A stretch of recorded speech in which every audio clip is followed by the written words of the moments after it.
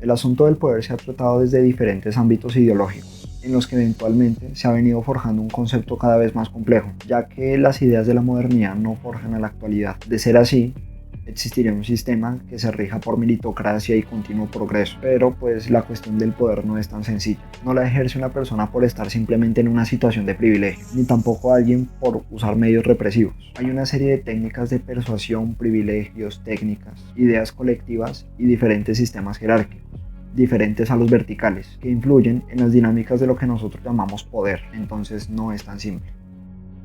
Aclarando que las siguientes figuras no conforman la totalidad del término y que siglos antes ya se habían planteado diferentes sistemas de gobierno, es un buen punto de partida para acercarse al concepto de poder de una forma relativamente completa, obviamente pues con algunas salvedades, pero hay que dejar claro que pues no tienen que ser los únicos filósofos. Aclarando esto, pasamos al primer tipo que planteó las primeras conductas de interés para un gobierno y las expuso en su único texto, El Príncipe.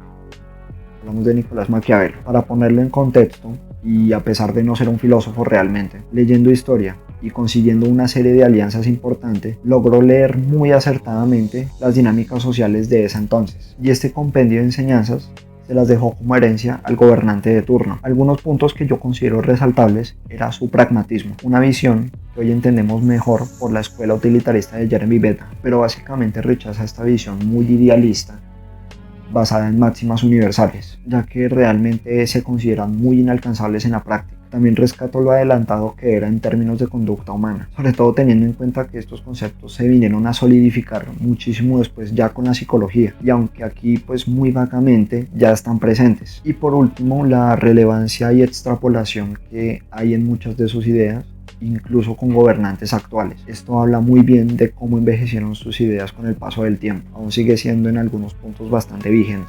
Sin embargo, como puntos que no me terminan de convencer, es que si bien dominaba y tenía muy claro pues las reglas del juego de la casta de ese entonces, en ningún momento se le ve la intención de cambiarlos, lo cual pues da a entender implícitamente que para Maquiavelo esas eran las verdaderas formas de gobernar. Entonces pues termina pecando de mantener el status quo.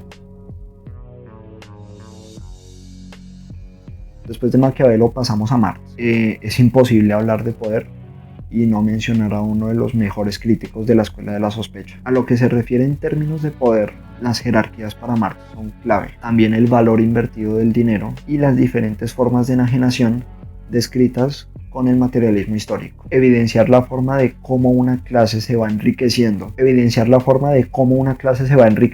Con un sistema que perpetúa las condiciones de un trabajador. Expuso muy bien las inconsistencias de un sistema corporativista. Utilizo este término ya que la palabra capitalista se me hace un poco corta o inadecuada para lo que me compete, ya que capitalismo hace referencia solamente a dinero, capital. Entonces no tiene mucho sentido usarlo y tampoco recomiendo hacerlo realmente. El sistema corporativista, que es en el que vivimos actualmente, tiene muchísimas más formas de hacer comercio, como los datos o sistemas descentralizados, no solamente el dinero. Algunas cosas destacables de este pensador sería pues principalmente tomar la dialéctica hegeliana e invertirla o adaptarla a la crítica que él hace hacia el sistema de esa época, o utilizar esta dialéctica hegeliana para hacer la descripción de materialismo histórico. Yo lo considero muy relevante, ya que la dialéctica hegeliana o simplemente el idealismo alemán de esa época considero que tiene una relevancia nula, y esta pretenciosidad yo la percibo a veces muy conveniente al creer que el espíritu absoluto es simplemente la máxima forma de gobierno, la máxima forma de pensamiento, y así con muchas otras cosas, porque elimina la completa posibilidad de que pensadores futuros aporten.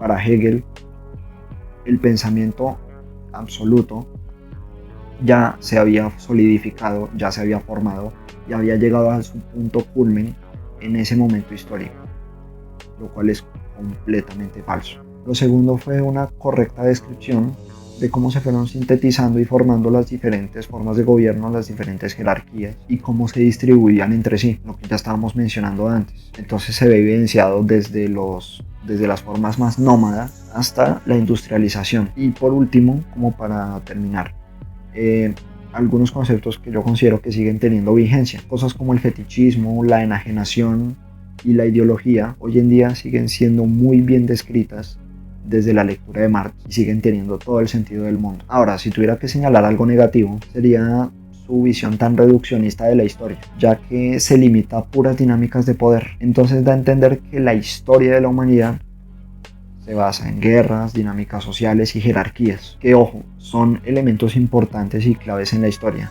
pero no son determinantes ni mucho menos los únicos, y no hay cabida ni espacio para otras formas de ver el mundo si no es basado en estas dinámicas de poder. No la hay. En los textos de Marx siempre se va a ver esa intención de rescatarlo, pero más bien es como recalcarlo. Y lo segundo es como esta visión utópica de los roles de los individuos en una sociedad comunista. Entonces, pues para no extenderme demasiado, es bastante inconsistente creer que va a existir algún tipo de igualdad en absolutamente todo sentido, ya que las interacciones mercantiles y los intereses o filtros humanos, las preferencias que nosotros hacemos como personas, se pueden seguir viendo incluso en una sociedad socialista. Eso sin mencionar la poca probabilidad de que cada individuo, por propia voluntad y sin ningún tipo de enajenación, ejerza absolutamente todo trabajo, incluso todas esas labores que no muchas personas están dispuestas a hacer, como barrer calles, limpiar baños y este tipo de cosas. Es bastante utópico creer que va a existir alguien que legítimamente quiera hacer esto. Y ya por último, no menos importante, tenemos a este último pensador, Michel Foucault. Si tuviera que basarme en un solo filósofo para desarrollar el concepto de poder, probablemente sería este. El verdadero poder se ejerce pasivamente y de forma inconsciente. Responde a un cúmulo de creencias, condiciones específicas, prejuicios y un montón más de elementos incontables. A esto Foucault lo llama poder normalizador y lo ejercemos siempre hacia nosotros mismos. Pero, pues, para no adelantarme, sus implicaciones las vamos a ver más adelante. De Foucault rescato precisamente este concepto de poder normalizador, porque define de una manera muy precisa cómo este poder se ejerce sin necesidad de que exista una persona presente o que nos obligue. Y también expone la importancia del subconsciente en un desarrollo colectivo, y este cúmulo de factores pueden llegar a ser mucho más efectivos que los métodos represivos. Ahora, pues como pensamiento en sí mismo, no creo que tenga algo realmente criticable, pero sí quisiera resaltar que es un pensador muy descriptivista. Esto no es negativo en sí mismo, pero sí denota también, como pecó Maquiavelo, de no proponer algo y de simplemente limitarse a describir el mundo. Pero pues para el tema tan complejo y para ser justos, Foucault simplemente no es tan optimista, pero sí es necesario mencionar que su lectura a veces se limita a una descripción más completa del sistema capitalista.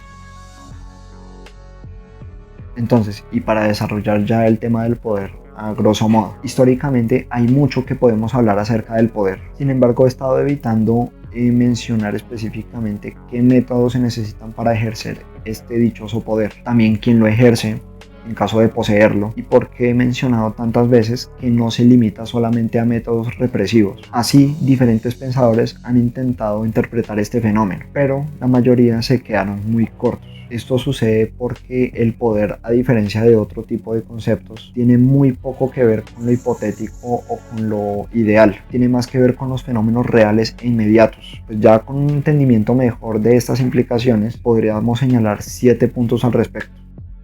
Lo primero es que existen dos tipos de poderes, el poder represivo y el poder normalizador. La diferencia principal es que el represivo se ejerce por medio de las personas, o sea, la ejercen humanos, y se ejerce en contra de la voluntad de alguien más. Y el normalizador es mucho más fuerte e intangible, ya que nadie lo ejerce conscientemente, pero todos los modos de influir en alguien nacen de este segundo. Al final existirán personas que ejerzan el poder de manera voluntaria, pero siempre responden al contexto en que emerge. O dicho de otro modo, el poder represivo al final se va a ver siempre doblegado al poder normalizador.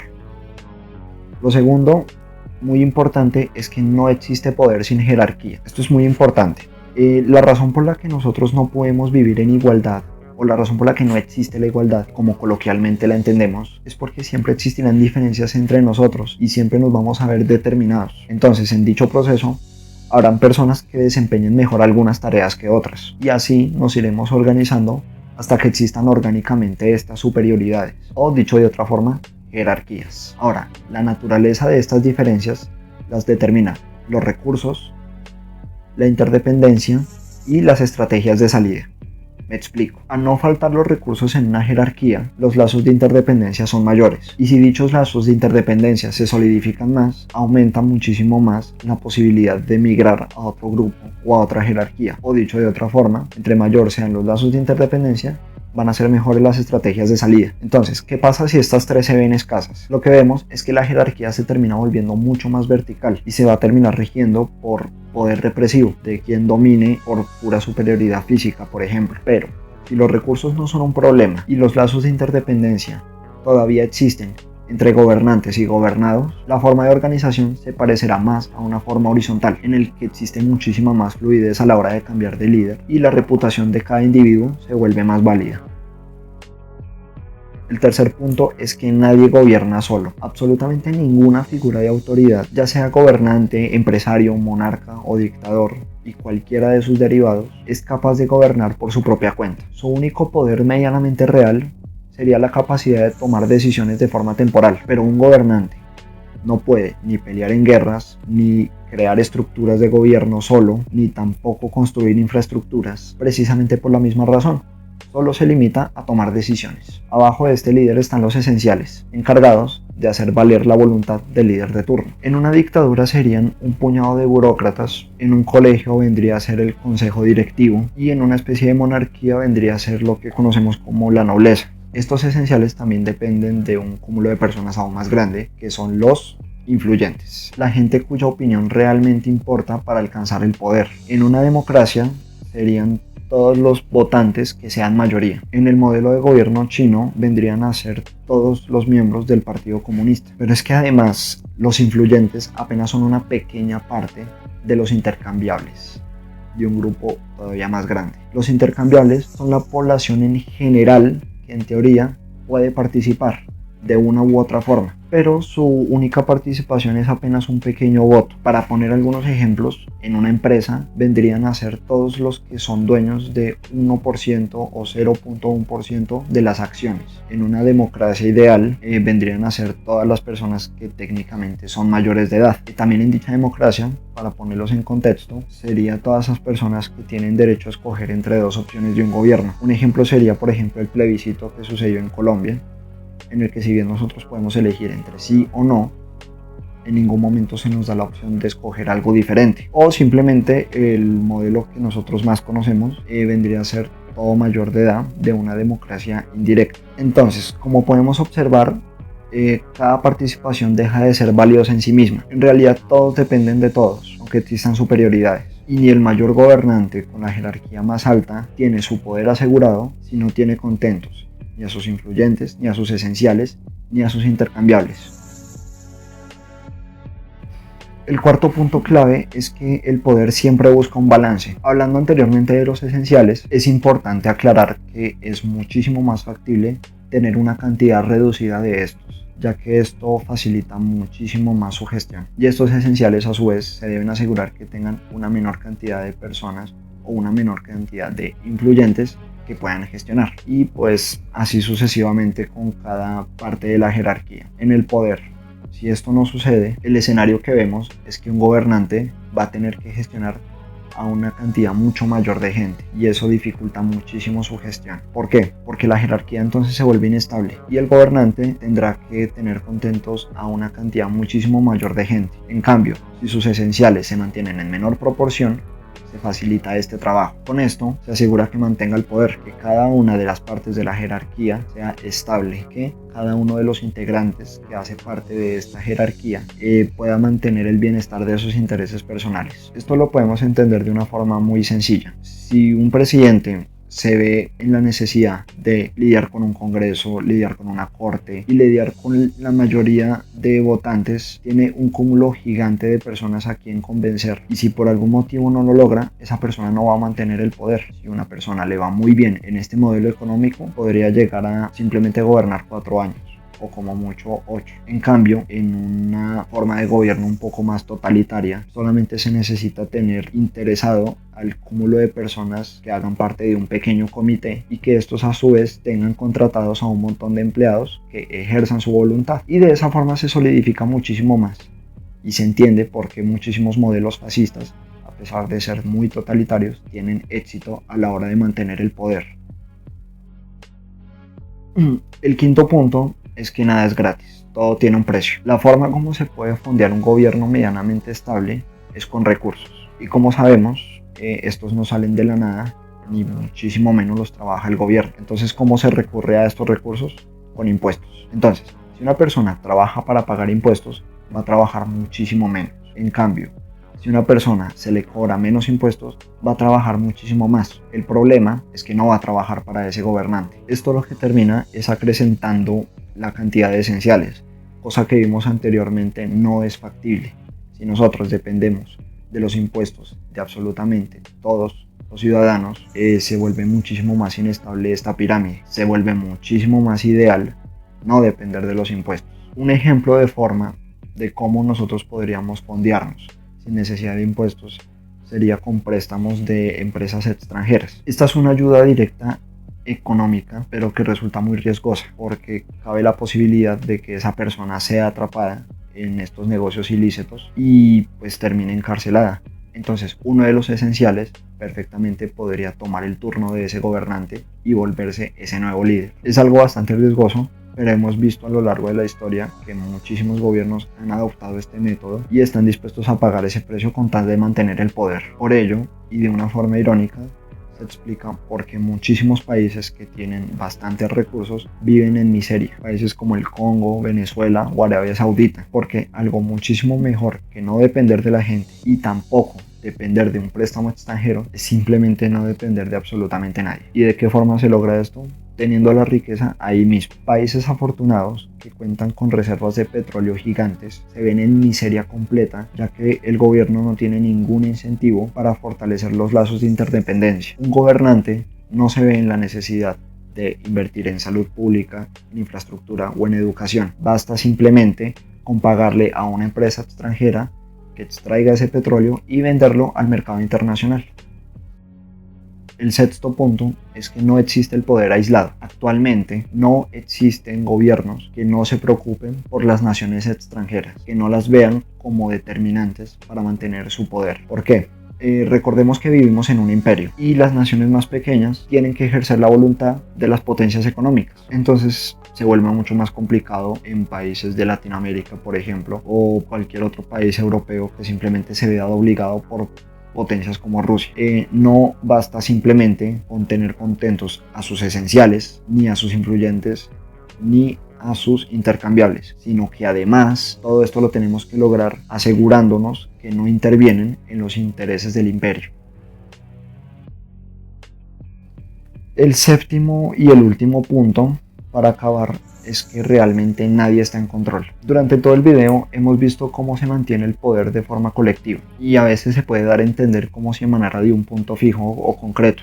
Sin embargo, pues esto no funciona así. En nuestra realidad nosotros no vemos cómo un presidente directamente obliga a alguien a realizar su voluntad. No vemos cómo literalmente el gobernante va a la casa de cada ciudadano hacer valer sus reglas. Entonces es muy común cuando pensamos en poder imaginarnos a un policía, a un ejército militar, cosas que nosotros podemos ver de una forma u otra directas. Y es que precisamente esa es la cuestión. Si alguien necesita ejercer la violencia, si alguien necesita utilizar métodos represivos para ejercer el poder, es porque realmente no lo tiene. Y si tiene algún tipo de poder o influencia, significa que no lo controla. El verdadero poder emana de la subjetividad de las acciones en cada una de las esferas sociales y también en creencias y esos prejuicios intrínsecos que cada uno tiene. En el momento en que yo le digo a alguien que haga lo que yo piense, como por ejemplo darle un consejo a un amigo, en ese momento también se está ejerciendo algún tipo de poder, o cotidianamente